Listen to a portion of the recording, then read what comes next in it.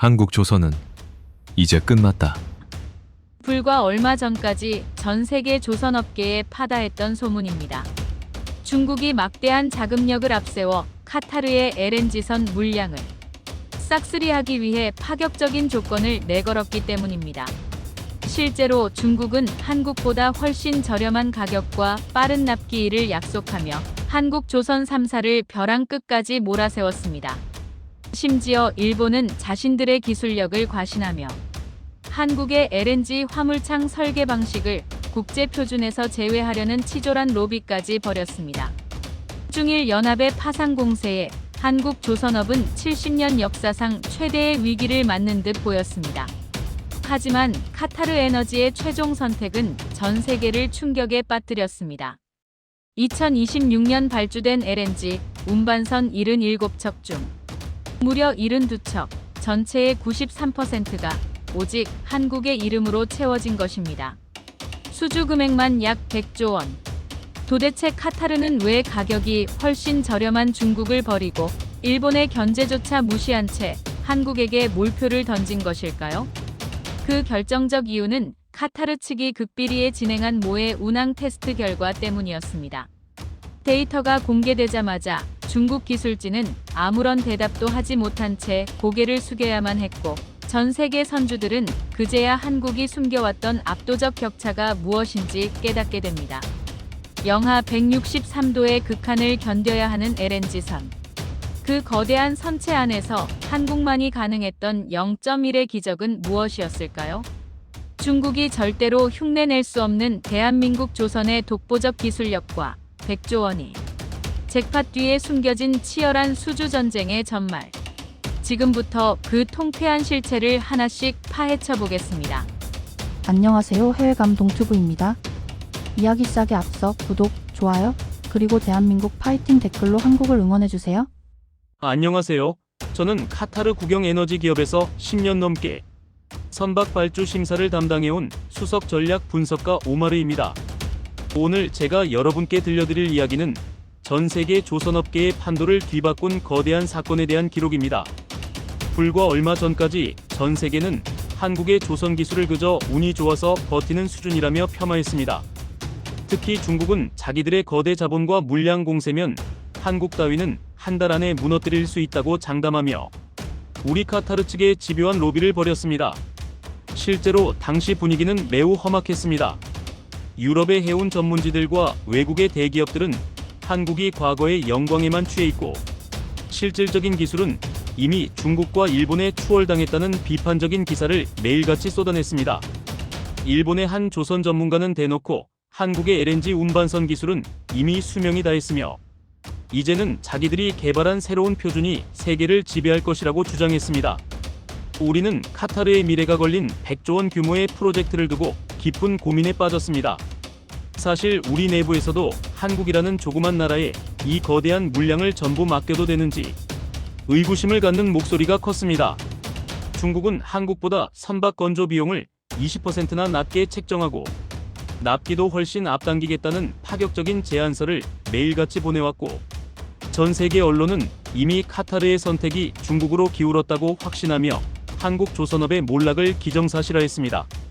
심지어 일본은 국제기구에서 한국의 화물창 설계 방식을 결함이 많은 기술로 몰아세우며 수주전에서 한국을 아예 배제시키려는 야비한 전략을 구사했습니다. 그들은 한국이 가지고 있는 데이터가 전부 조작된 것이라며 비웃었고, 한국이라는 나라 자체가 이제는 더 이상 이런 고부가가치 선박을 만들 능력이 없다고 무시했습니다. 하지만 우리 카타르 에너지 심사단은 외부의 이런 압박과 무시에도 불구하고 전 세계 어느 나라도 예상하지 못한 아주 특별한 검증 절차를 조용히 준비했습니다. 겉으로 드러난 수치와 홍보 문구가 아니라 실제 바다 위에서 일어나는 가혹한 환경을 그대로 재현한 극비 테스트였습니다. 당시 중국 기술진은 자기들의 배가 세계 최고라며 거드름을 피웠고, 일본 역시 자기들의 표준이 아니면 사고가 날 것이라며 경고를 날렸습니다. 그들이 한국을 비웃으며 승리를 자신하고 있을 때 우리는 한국의 기술력을 정밀 타격할 수 있는 데이터 측정기를 모든 선박에 장착했습니다. 처음 테스트 결과가 모니터에 출력되었을 때 우리 심사단은 제 눈을 의심할 수밖에 없었습니다. 화면에 나타난 한국 선박의 수치는 물리학적으로 설명이 불가능할 정도로 압도적이었기 때문입니다. 처음에는 계측 장비가 고장난 것이 아닌가 싶어 3번이나 장비를 교체하고 재측정을 지시했습니다. 그 누구도 믿지 않았고 한국조차 조용히 숨기고 있었던 이 말도 안 되는 성능의 실체가 서서히 드러나기 시작하자 회의실 안은 차가운 정적만이 감돌았습니다. 과연 한국이 전 세계를 속이면서까지 숨겨왔던 기술의 진실은 무엇이었을까요? 그리고 우리를 경악하게 만든 그 첫 번째 수치는 무엇을 의미했을까요? 이제 전 세계가 부정하고 싶어 했던 한국의 진짜 저력이 하나씩 공개됩니다. 영상을 끝까지 시청하시면 한국이 어떻게 중국과 일본의 비열한 견제를 뚫고 전 세계 조선 시장을 지배하게 되었는지 그 충격적인 과정을 확인하실 수 있습니다. 지금부터 그 누구도 상상하지 못했던 역전극의 실체를 보여드리겠습니다. 모니터에 뜬 숫자를 본 중국 측 엔지니어들은 서로의 얼굴을 번갈아 보며 당혹감을 감추지 못했습니다. 우리가 실시한 첫 번째 테스트는 선박의 심장이라고 불리는 엔진의 연료 효율과 탄소 배출량을 실시간으로 측정하는 것이었습니다. 사실 이때까지만 해도 우리 카타르 심사단 내부에서는 중국의 대기업이 제안한 하이브리드 추진 시스템이 한국을 앞설 것이라는 의견이 지배적이었습니다.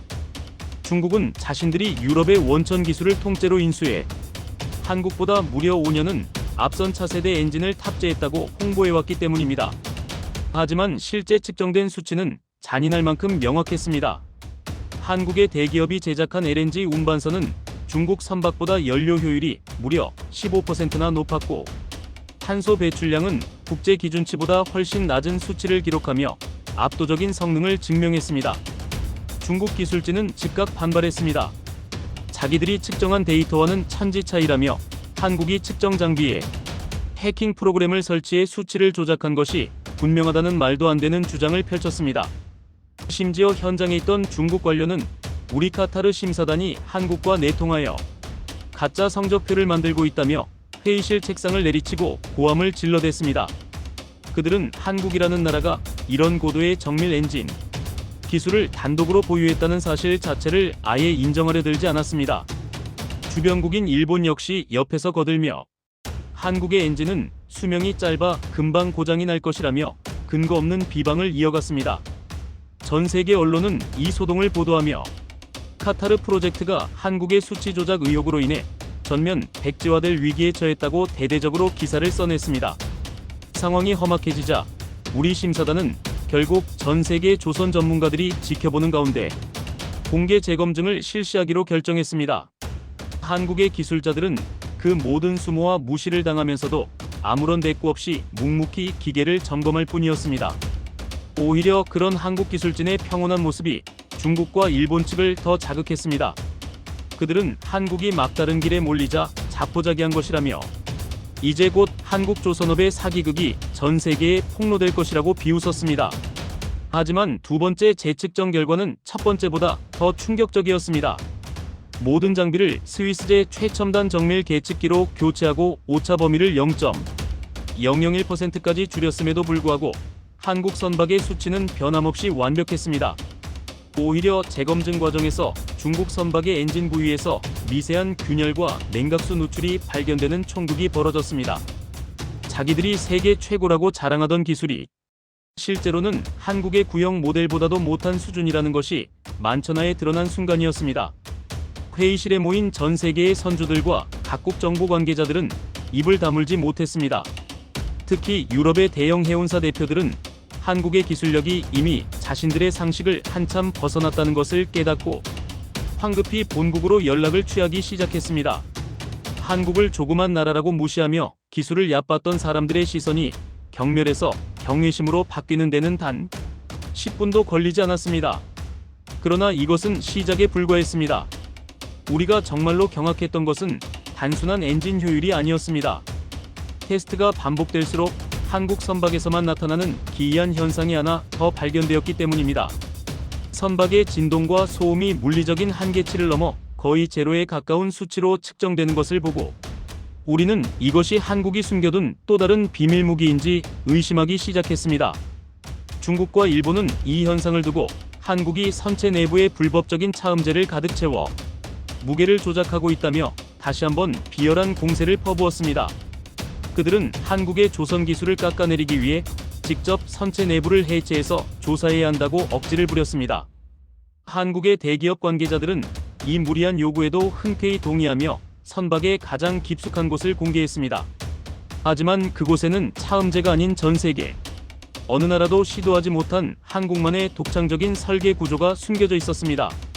이 설계의 실체를 확인한 일본의 수석 설계사는 그 자리에서 주저앉아 한동안 말을 잇지 못했습니다. 자신들이 수십 년간 연구해도 도달하지 못했던 경지를 한국은 이미 실용화 단계에 올려놓았던 것입니다. 도대체 한국은 언제부터 이런 말도 안 되는 기술을 준비해온 것일까요? 이제 전 세계는 한국을 더 이상 무시할 수 없게 되었습니다. 하지만 아직 가장 중요한 관문이 남아 있었습니다. LNG 운반선의 핵심 중의 핵심이자 가장 위험한 기술로 알려진 영하 163도의 냉동 기술 테스트가 시작되려 하고 있었기 때문입니다. 이 단계에서 한국이 보여준 모습은 단순히 기술력이 좋다를 넘어 전 세계 조선 역사를 새로 쓰는 수준이었습니다. 엔진 효율 테스트에서 처참하게 패배한 중국과 일본은 이제 마지막 희망을 걸고 가장 가혹한 검증을 요구하기 시작했습니다. 그것은 LNG 운반선의 존재 이유이자 가장 고난도의 기술력이 집약된 화물창 내부의 기화율 테스트였습니다. 천연가스를 영하 163도로 얼려 액체 상태로 운반하는 LNG선은 운항 중에 가스가 증발해 사라지는 것을 얼마나 완벽하게 막느냐가 곧 돈이자 실력입니다. 중국은 자신들이 프랑스의 원천 기술을 완벽하게 소화했다며 하루 가스 증발률 0.1%의 벽을 세계 최초로 깼다고 대대적으로 홍보해왔습니다. 반면 한국에 대해서는 독자적인 화물창 기술이 없어 외국 기술에 의존하는 껍데기뿐인 조선소라며 조롱 섞인 공세를 멈추지 않았습니다. 유럽의 권위 있는 조선 매체들도 중국의 편에 섰습니다. 한국은 인건비 싸움에서 밀리자 이제는 존재하지도 않는 허구의 기술력을 부풀려 사기극을 벌이고 있다는 자극적인 헤드라인이 전 세계로 퍼져나갔습니다. 일본의 대기업 연합은 한술 더 떠서 한국의 설계 방식이 가스 누출 위험이 크다는 가짜 시뮬레이션 결과를 국제기구에 제출하며 한국 조선소들을 시장에서 영구 퇴출시켜야 한다고 목소리를 높였습니다. 우리 카타르 심사단 내부에서도 분위기는 차갑게 식어갔습니다. 한국이라는 나라가 감당하기엔 LNG 화물창이라는 벽이 너무나 높아 보였기 때문입니다. 드디어 카타르 가스전 현장에서 실제 액화천 연가스를 주입하는 최종 테스트가 시작되었습니다. 전 세계 선주들과 기술진이 숨을 죽이며 데이터 서버를 주시했습니다.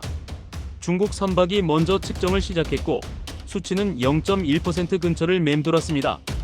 중국 기술진은 환호성을 지르며 자신들이 세계의 표준을 바꿨다고 승리를 선언했습니다. 일본 측 인사들도 중국의 손을 들어주며 이제 한국의 차례는 의미가 없으니 시간 낭비를 하지 말고 바로 계약을 체결하자며 우리를 압박했습니다. 그들은 한국 기술진을 향해 저급한 기술로 만든 배에 가스를 채웠다가는 바다 한가운데서 폭발할지도 모른다며 입에 담기 힘든 모욕을 퍼부었습니다. 하지만 한국의 대기업 엔지니어들은 그 비아냥 속에서도 아무 말 없이 주입 밸브를 열었습니다. 그리고 측정이 시작된 지 불과 30분 만에 회의실 전체가 얼어붙었습니다. 모니터에 찍힌 수치는 0.07%였습니다. 이는 물리학적으로 열전달을 거의 완벽하게 차단했다는 의미이자 전 세계 어느 조선소도 꿈의 영역이라 부르며 도달하지 못했던 전설적인 수치였습니다. 중국 수석 엔지니어는 얼굴이 불그락달락하며 소리를 질렀습니다. 한국이 화물창 내부에 불법적인 냉각 장치를 숨겨 수치를 조작하고 있는 게 분명하다며 즉각적인 선체 개방을 요구했습니다. 일본 측 전문가들 역시 데이터 오류가 분명하니 한국의 수치를 무효로 처리해야 한다고 강력히 항의했습니다. 우리는 공정성을 위해 전 세계에서 선발된 독립검증단과 함께 한국 선박의 화물창 내부를 정밀 내시경 카메라로 샅샅이 뒤지기 시작했습니다. 그들은 한국이 조그만 나라의 한계를 극복하기 위해 무언가 비겁한 수를 썼을 것이라 확신하며 혈안이 되어 조사를 이어갔습니다. 하지만 카메라가 비춘 화물창의 내벽은 조작된 장치가 아니라 마치 예술작품처럼 정교하게 용접된 특수 합금의 향연이었습니다. 단일 밀리미터의 오차도 허용하지 않는 한국 용접공들의 신기술이 적용된 그 내벽은 중국이 기계로 찍어낸 거친 표면과는 차원이 달랐습니다. 검증단 중 한 명이었던 독일의 노 교수는 돋보기를 들고 용접 부위를 살피더니 손을 떨며 중얼거렸습니다. 이것은 인간의 손으로 만든 것이 아니라 신의 영역에 가까운 정밀함이라며 자신들이 한국을 얕봤던 것이 얼마나 큰 실수였는지 자책하기 시작했습니다. 그럼에도 불구하고 중국과 일본의 방해 공작은 멈추지 않았습니다. 그들은 이 수치가 정박 상태에서만 가능한 것이라며 실제 거친 파도가 치는 해상에서는 한국의 화물창이 압력을 견디지 못하고 깨질 것이라고 악담을 퍼부었습니다. 전 세계 언론은 이 주장을 그대로 받아 적으며 한국의 기술력은 실험실용일 뿐 실전에서는 무용지물이라는 기사를 내보냈습니다. 한국이라는 나라를 어떻게든 깎아내려야만 자신들의 이권이 유지되는 거대 카르텔의 조직적인 움직임이었습니다. 하지만 우리 카타르 심사단은 알고 있었습니다. 한국이 이 테스트를 위해 무려 3년 전부터 아무도 모르게 준비해온 또 다른 비장의 무기가 있다는 사실을 말입니다. 그것은 단순한 수치 비교로는 설명할 수 없는 전 세계 해운 업계의 상식을 완전히 파괴하는 혁신이었습니다. 중국과 일본이 결코 상상조차 할 수 없었던 한국의 진짜 저력은 이제 곧 시작될 외에 시운전에서 그 실체를 드러내게 됩니다. 중국과 일본의 집요한 방해 속에서 마침내 카타르 프로젝트의 운명을 결정지을 마지막 회의 시운전 날이 밝았습니다. 이날은 단순한 성능 시험을 넘어 전 세계 해운 업계의 거물들이 지켜보는 가운데 한국의 자존심이 걸린 진검승부가 펼쳐지는 날이었습니다. 중국 측은 자신들의 배에 최첨단 인공지능 자율주행 시스템을 탑재했다며 대대적으로 홍보했고 이제는 기술력에서도 한국을 추월했다고 자신만만해했습니다. 일본 또한 자기들의 배가 거친 파도 속에서도 가장 안정적인 운항 성능을 보일 것이라며 한국을 구식 기술을 사용하는 이류 국가로 치부했습니다. 테스트 당일 바다의 상태는 매우 거칠었습니다. 거대한 파도가 선체를 때리고 강풍이 몰아치는 최악의 기상 조건이었습니다. 중국의 선박이 먼저 호기롭게 출발했지만 파도가 높아지자 선체가 심하게 흔들리며 속도를 줄일 수밖에 없었습니다. 심지어 자동 제어 시스템의 오류가 발생하며 엔진 정지 직전까지 가는 아찔한 상황이 벌어지자 중계 화면을 지켜보던 중국 관계자들의 얼굴은 순식간에 흑빛으로 변했습니다. 일본의 선박 역시 파도를 견디지 못하고 휘청거리며 계획했던 항로를 이탈하는 등 기대 이하의 모습을 보였습니다.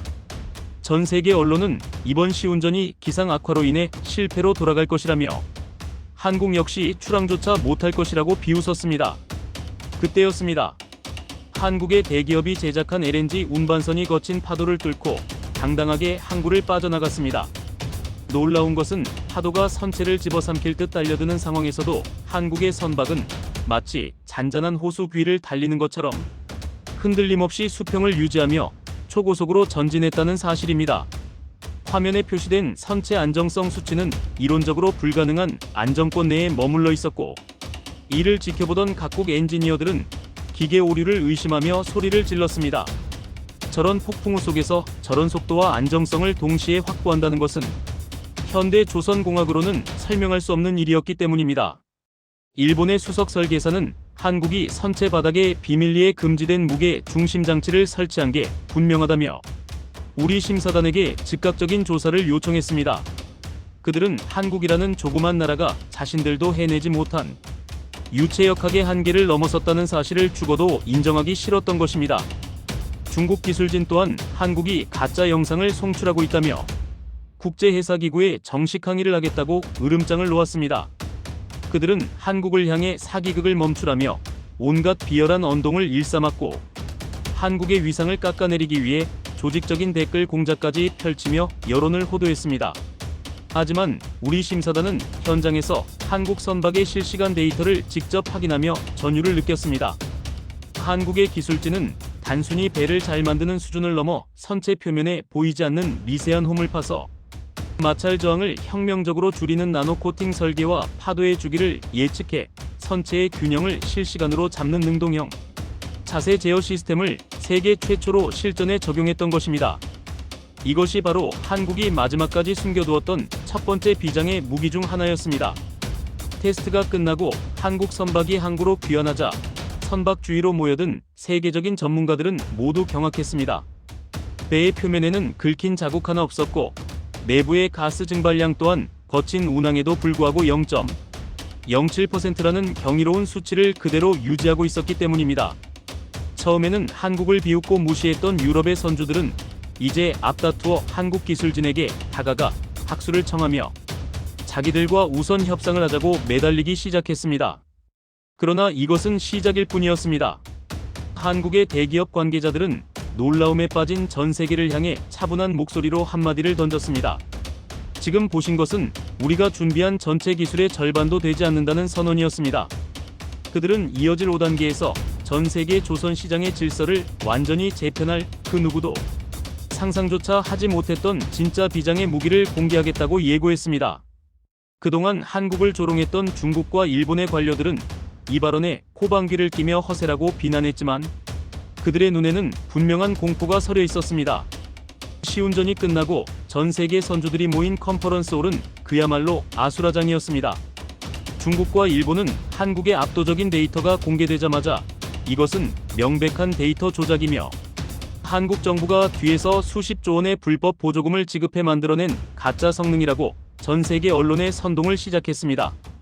특히 일본의 경제 관료들은 외국의 대형 통신사들을 불러 모아 한국의 조선 기술은 안전성이 검증되지 않은 위험한 도박이라며 카타르가 한국과 계약한다면 전 세계 에너지 공급망에 재앙이 닥칠 것이라는 저주에 가까운 비난을 퍼부었습니다. 그들은 한국이라는 조그만 나라가 감히 세계 조선 시장의 질서를 흔드는 것을 용납할 수 없다는 듯 비열한 압박 수위를 높여갔습니다. 하지만 그들이 한국을 깎아내리기 위해 온갖 수단을 동원하고 있을 때 우리 카타르 심사단의 화면에는 한국의 대기업이 전송한 두 번째 비장의 무기가 전송되고 있었습니다. 그것은 바로 전 세계 조선업계가 수십 년간 꿈꿔왔지만 단 한 번도 실현하지 못했던 LNG 운반선의 완벽한 국산화 기술의 독립이었습니다. 사실 그동안 한국은 배를 잘 만들어도 핵심 설계인 화물창 기술만큼은 유럽의 특정 국가에 엄청난 로열티를 지불해왔습니다. 중국과 일본은 바로 이 점을 파고들어 한국은 결국 남의 나라 기술을 빌려 쓰는 조립 공장에 불과하다며 한국이 배를 팔면 팔수록 유럽만 배를 불릴 것이라고 비웃어왔습니다. 그러나 한국 기술진이 공개한 데이터는 그들의 상식을 완전히 박살냈습니다. 한국은 지난 수년간 전 세계의 무시 속에서도 독자적인 화물창 시스템인 KC-1을 넘어선 차세대 모델을 이미 완성했고 이번 카타르 프로젝트에 투입될 모든 선박에 이 국산 기술을 탑재하겠다고 선언한 것입니다. 이 기술이 적용된 선박은 유럽의 원천 기술보다 가스 증발률이 낮을 뿐만 아니라 건설 비용을 척당 수십억 원씩 절감할 수 있는 혁명적인 설계였습니다. 데이터가 수치로 증명되자 현장에 있던 전 세계 해운 전문가들은 의심의 눈초리를 거두고 일제히 기립했습니다. 한국이라는 나라를 기술 종속국이라며 무시했던 유럽의 설계 업체들은 자신들의 밥줄이 끊길 위기에 처하자 얼굴이 하얗게 질려 서로를 쳐다볼 뿐이었습니다. 더욱 충격적인 것은 한국이 이 기술을 단순히 완성한 것에 그치지 않고 사물 인터넷과 인공지능을 결합한 스마트 야드 건조 시스템을 통해 생산 효율을 기존보다 30% 이상 끌어올렸다는 사실이었습니다. 중국이 자랑하던 저가 물량 공세의 유일한 무기였던 가격, 경쟁력마저 한국의 압도적인 기술 혁신 앞에 무릎을 꿇은 것입니다. 일본이 그토록 자랑하던 정밀 설계 또한 한국의 자동화 로봇 용접 기술이 보여준 0.1mm의 오차없는 결과물 앞에서는 초라한 유물처럼 보였습니다. 그동안 한국 조선업을 향해 침을 뱉고 비웃던 외국의 언론들은 이제 서둘러 한국 조선의 부활과 독주라는 정반대의 특집 기사를 작성하느라 바쁘게 움직였습니다. 중국 측 협상단은 이 믿기지 않는 수치를 보고도 여전히 정신을 차리지 못한 채 한국의 국산화 기술은 국제 인증을 받지 못한 불법 기술이라며 억지를 부렸습니다. 하지만 바로 그 순간 우리 카타르 에너지의 최고 경영자가 직접 마이크를 잡았습니다. 그는 이미 국제회사기구와 글로벌 인증 기관들로부터 한국의 신기술이 세계 최고 수준의 안정성을 획득했다는 공식 문서를 화면 가득 띄웠습니다. 한국을 얕보고 무시하던 세력들의 모든 논리가 단 한 번의 공식 발표로 무너져 내리는 순간이었습니다. 이제 전 세계는 깨달았습니다. 한국은 단순히 배를 잘 만드는 나라가 아니라 세계 조선 기술의 표준을 새로 쓰는 지배자였다는 사실을 말입니다. 조그만 나라 주제에 무엇을 할 수 있겠냐며 비웃던 중국과 일본의 관료들은 이제 자신들이 저지른 무례한 언행들이 어떻게 부메랑이 되어 돌아올지 걱정해야 하는 처지가 되었습니다. 하지만 이것은 진정한 참교육의 전망일 뿐이었습니다. 우리는 한국이 숨겨둔 가장 거대하고 파괴적인 마지막 비밀 병기를 아직 공개하지 않았기 때문입니다. 카타르 국왕이 전 세계의 반대를 무릅쓰고 한국 조선 3사에게 전체 물량의 93%라는 유례없는 몰아주기를 결단하게 만든 결정적인 한방. 그것은 기술을 넘어선 한국인 특유의 저력과 국가적 신뢰의 결정체였습니다. 과연 중국과 일본이 고개를 들 수 없게 만든 한국의 마지막 반전은 무엇이었을까요? 한국의 국산화 기술 독립 선언이 컨퍼런스홀을 뒤흔들자 중국과 일본 측은 마지막 비장의 카드를 꺼내 들었습니다. 기술력에서 밀린 그들이 선택한 것은 바로 납기일과 생산 능력에 대한 공격이었습니다. 일본의 관료들은 전 세계 취재진 앞에서 한국 조선소들이 이미 수주 잔량이 꽉 차 있어 카타르의 그 거대한 물량을 제 시간에 건조하는 것은 물리적으로 불가능하다고 주장했습니다. 중국 또한 자신들의 거대 야드 사진을 대형 화면에 띄우며 한국은 부지가 좁고 인력이 부족해 결국 납기를 어기게 될 것이며 그 피해는 고스란히 카타르가 입게 될 것이라고 저주 섞인 경고를 보냈습니다. 그들은 한국이라는 나라가 가진 시스템의 한계를 지적하며 한국의 배를 맡기는 것은 국가적 도박이라고 선동했습니다. 하지만 우리 카타르 심사단은 한국의 대기업 야드를 극비리에 방문했을 때 보았던 광경을 잊을 수 없습니다. 전 세계가 한국의 인력 부족을 비웃고 있을 때 한국은 이미 세계 최초로 로봇 협동 자동화 시스템을 야드 전체에 구축해 놓은 상태였습니다.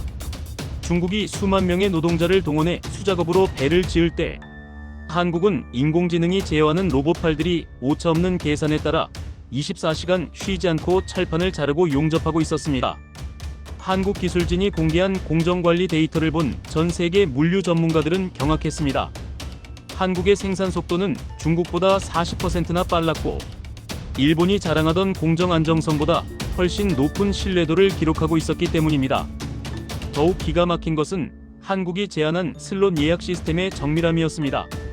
한국의 조선 3사는 경쟁 관계임에도 불구하고 국가적 대업인 카타르 프로젝트를 위해 자신들의 도크를 마치 하나의 거대한 공장처럼 유기적으로 연결하는 초유의 협력 체계를 구축했습니다.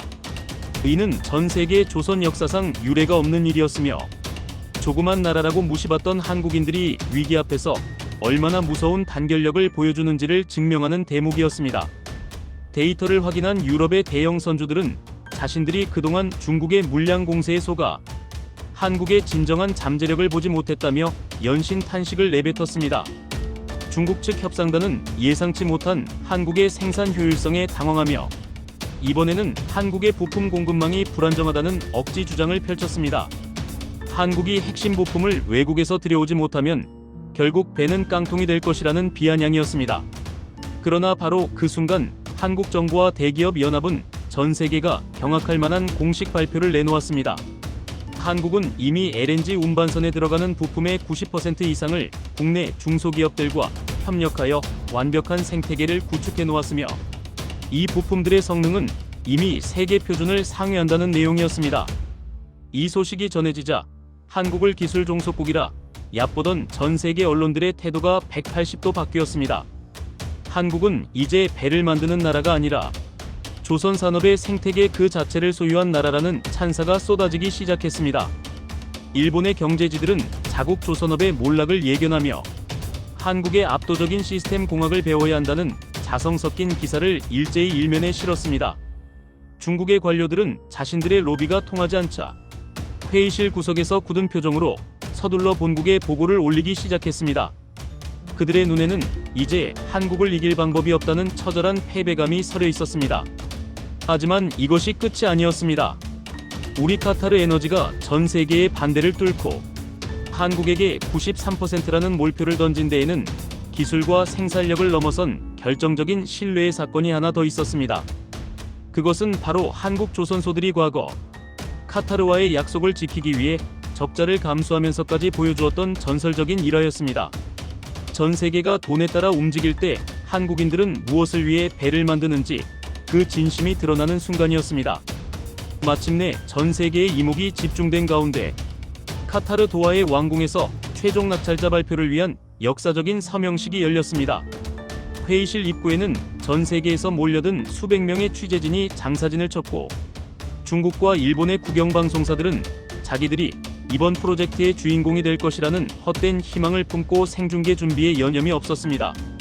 특히 중국 측 관계자들은 서명식 직전까지도 우리 카타르 관리들에게 접근해 자신들의 배를 선택하지 않으면 에너지 협력을 재검토하겠다는 협박에 가까운 압박을 가해왔습니다.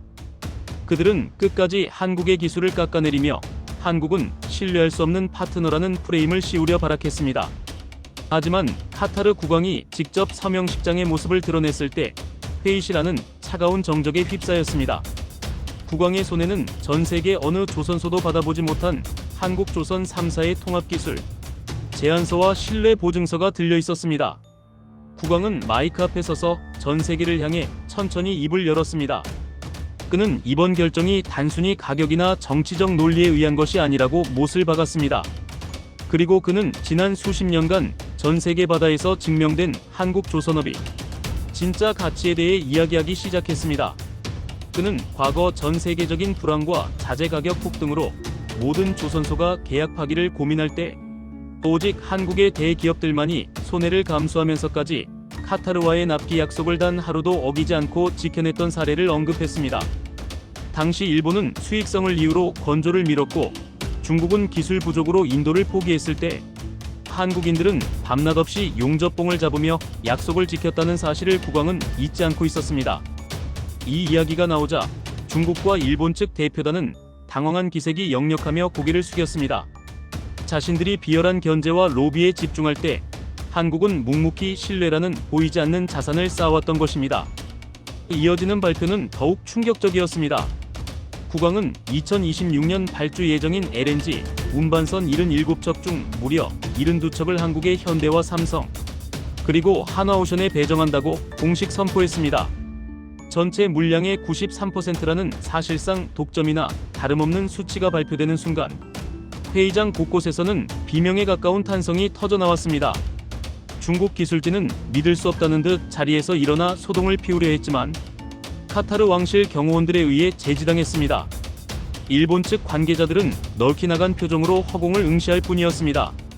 한국이라는 조그만 나라를 얕보고 기술을 비웃던 그들이 전 세계 언론 앞에서 가장 처참하게 참교육을 당하는 역사적인 순간이었습니다. 하지만 한국의 대기업 관계자들은 이 거대한 승리 앞에서도 겸손을 잃지 않았습니다. 그들은 오히려 탈락한 국가들의 기술적 한계를 조롱하기보다는 앞으로 한국의 독자적인 화물창 기술과 스마트 조선 시스템이 어떻게 전 세계 해운업의 안전과 환경을 지킬 것인지를 조목조목 설명하며 품격을 보여주었습니다. 한국을 무시했던 외국의 언론들은 이제 조선 강국 코리아의 위험이라는 타이틀로 기사를 수정하느라 정신이 없었고, 한국의 기술력을 의심했던 유럽의 선주들은 국왕의 발표가 끝나기도 전에 한국 기업들과 상담하기 위해 줄을 서는 진풍경을 연출했습니다. 이것은 단순히 배 몇 척을 수주한 사건이 아니었습니다. 전 세계 조선 시장을 장악하려던 거대 자본의 음모를 한국의 순수한 기술력과 신뢰가 정면으로 돌파해 무너뜨린 위대한 승리였습니다. 한국을 얕봤던 전 세계 국가들과 정부, 그리고 편파적인 보도를 일삼던 언론들은 이제 한국 앞에 무릎을 꿇고 기술 제휴를 간청하는 처지가 되었습니다. 한국인들이 수십 년간 흘린 땀방울이 100조 원이라는 천문학적인 보상과 함께 전 세계 1등이라는 위상으로 돌아온 것입니다. 그러나 여기서 끝이 아닙니다. 국왕은 서명식을 마치며 마지막으로 한 가지 놀라운 소식을 더 덧붙였습니다. 이번 프로젝트를 통해 한국과 카타르가 단순한 거래 관계를 넘어 국가의 운명을 함께할 전략적 파트너십을 맺기로 했다는 발표였습니다. 이 파트너십 뒤에는 전 세계가 다시 한번 경악할 만한 한국의 차세대 에너지 운송 기술이 숨겨져 있었습니다. 서명식이 끝난 후 도하의 하늘에 축포가 터졌지만 중국과 일본의 경제계는 그야말로 초상집 분위기였습니다. 특히 한국을 이류 국가로 치부하며 수주를 자신했던 중국의 국영조선소들은 이번 사태의 책임을 물어 수뇌부가 줄줄이 교체되는 초유의 인사가 단행되었습니다. 일본 또한 자국 조선업의 심장이라 불리는 야드들이 일감이 없어 문을 닫아야 할 위기에 처하자 정부 차원에서 한국의 기술 공유를 요청하는 굴욕적인 친서를 보내오기도 했습니다. 하지만 한국의 대기업들은 그들의 뒤늦은 후회와 간청에 흔들리지 않았습니다. 이미 한국의 시선은 중국과 일본이 상상조차 할 수 없는 더 높은 곳을 향하고 있었기 때문입니다. 카타르 국왕이 서명식 마지막에 언급했던 전략적 파트너십의 실체는 바로 탄소 제로 시대의 에너지 패권이었습니다. 한국은 이번 100조 원 규모의 프로젝트를 단순히 LNG선을 파는 기회로 보지 않았습니다. 한국의 대기업들은 이미 수년 전부터 암모니아와 수소를 영하 253도에서 운반할 수 있는 극저온 액화 기술을 극비리에 완성해 놓은 상태였습니다. LNG보다 수십 배는 더 다루기 어려운 수소 운반선 분야에서 한국은 이미 전 세계 특허의 80% 이상을 선점하며 경쟁자들을 안개 속으로 따돌리고 있었습니다. 중국이 이제 겨우 한국의 구형 LNG 기술을 흉내내려고 발버둥 칠 때 한국은 이미 다음 세대 에너지의 고속도로를 깔아버린 셈입니다. 이 사실을 뒤늦게 깨달은 미국과 유럽의 에너지 거물들은 한국 조선소의 도크를 미리 확보하기 위해 전용기를 타고 한국으로 날아오기 시작했습니다. 그동안 한국을 조그만 나라라고 무시하며 기술 종속을 강요했던 선진국들이 이제는 제발 한국의 배를 한 척만이라도 먼저 받게 해달라며 읍소하는 장관이 펼쳐진 것입니다. 한때 한국을 얕봤던 전 세계 언론들은 이제 바다의 구글 선박 기술의 애플이라며 한국 조선업을 인류의 미래를 바꾸는 혁신의 아이콘으로 치켜세우고 있습니다. 더욱 가슴 벅찬 것은 이 모든 승리가 단순히 기업의 이익을 넘어 대한민국이라는 국가의 위상을 수십 단계 격상시켰다는 점입니다. 한국 조선업이 전 세계 바다의 표준을 장악하자 국제해사기구의 주요 의결권은 자연스럽게 한국으로 쏠리기 시작했습니다. 일본이 수십 년간 공들여 쌓아온 해양 질서의 주도권이 단 한 번의 카타르 프로젝트로 대한민국에게 완전히 넘어온 것입니다. 이제 전 세계 어느 바다를 가든 한국의 기술로 만든 배들이 가장 안전하고 가장 친환경적인 항해를 주도하고 있습니다. 저 오마르는 카타르 심사단의 일원으로서 이 모든 과정을 곁에서 지켜보며 깊은 전율을 느꼈습니다. 중국의 거대한 자본도 일본의 노련한 외교술도 결국 한국인들의 정직한 땀방울과 압도적인 기술 격차 앞에서는 아무런 힘을 쓰지 못했습니다. 한국인들은 자신들을 무시하는 세상을 향해 말로 싸우지 않았습니다. 그들은 영하 163도의 차가운 화물창 안에서 그리고 불꽃이 튀는 뜨거운 용접 현장에서 실력으로 그 대답을 대신했습니다. 그리고 마침내 전 세계를 침묵시키고 진정한 챔피언의 자리에 올랐습니다. 여러분, 오늘 제가 들려드린 이 이야기는 허구가 아닌 지금 이 순간에도 우리 바다에서 일어나고 있는 실제 역사입니다. 100조 원의 잭팟은 끝이 아니라 시작일 뿐입니다. 대한민국 조선업은 이제 누구도 범접할 수 없는 초격차의 길로 들어섰으며 앞으로 다가올 수소 경제 시대에도 전 세계의 바다는 오직 한국의 이름으로 채워질 것입니다. 한국을 얕보고 견제했던 자들이 뒤늦게 고개를 숙이며 한국의 기술을 갈구하는 모습은 우리에게 기술이 곧 국력이라는 사실을 다시 한번 일깨워줍니다. 대한민국의 위대한 조선 기술자들이 만들어낸 이 기적 같은 역전극은 전 세계 조선사에 영원히 기록될 것입니다. 조그만 나라의 거대한 저력, 그리고 그 누구도 흉내낼 수 없는 완벽한 승리. 대한민국의 조선업이 세계의 정점에서 찬란하게 빛나는 그 역사적인 현장의 이야기는 여기서 마칩니다. 끝까지 시청해주신 여러분, 대한민국 국민으로서의 자부심을 마음껏 느끼셔도 좋습니다. 저는 또 다른 놀라운 한국의 승전보와 함께 다시 돌아오겠습니다. 시청해주셔서 감사합니다.